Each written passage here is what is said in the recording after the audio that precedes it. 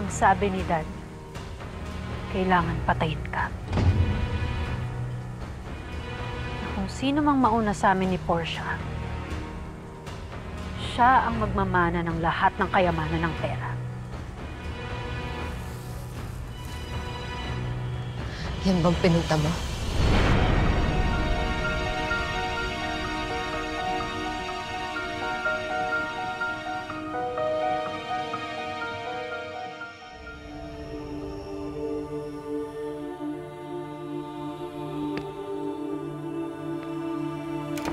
Rose!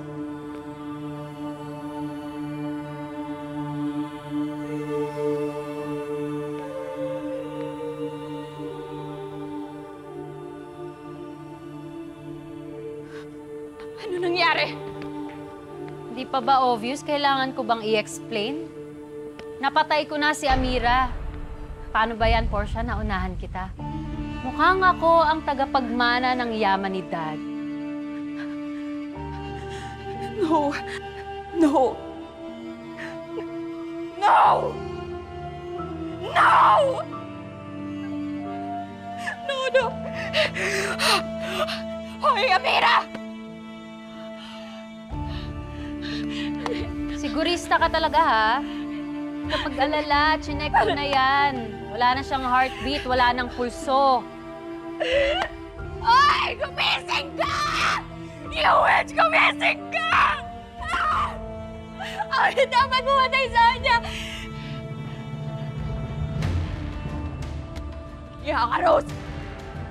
Akala mo, porket ikaw yung nakapatay kay Amira, makakatikim ka ng kahit piso mula sa yaman ng pamilya namin, ha? Ha?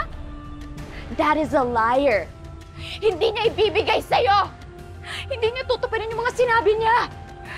Ikaw, yan ang gusto mong paniwalaan eh, di ba? Kahit mag-deny ka pa dyan, ako ang nauna. Mukhang ako naman talaga ang magiging CEO ng Nexcelsium. Pero huwag ka mag-alala. Kakailanganin ko naman ng executive assistant eh. Pwede ka mag-apply. Over my dead body! Hindi ako papayag na makuha mong lahat! Ang dami kong isinakripisyo! Isinakripisyong buhay para lang makamit ang tuktok ng Nexcelsium!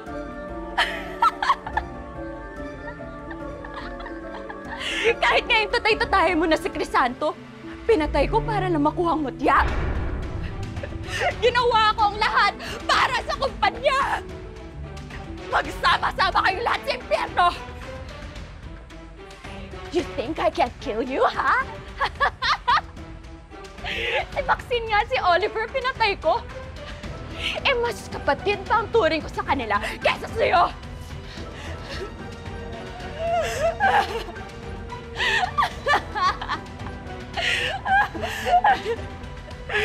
Sunugin ko kaya tong bahay na to, ha?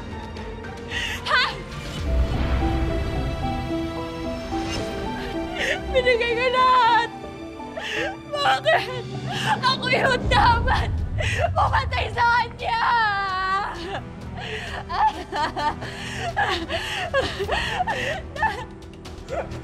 Si Maxine!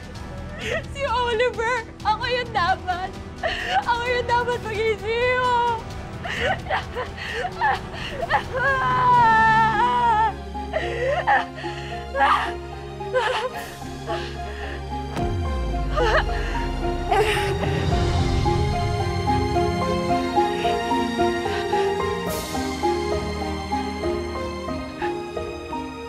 Patay ka na, di ba?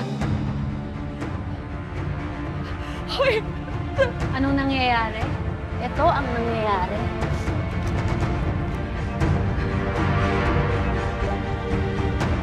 Katapusan mo na ako. Kahit ngayon tatay-tatayin mo na si Crisanto, pinatay ko para na makuha mo diyan. Patay na si Amira! Ginawa ko ang lahat para sa kumpanya! Check your pulse! Hindi niya nagawa to.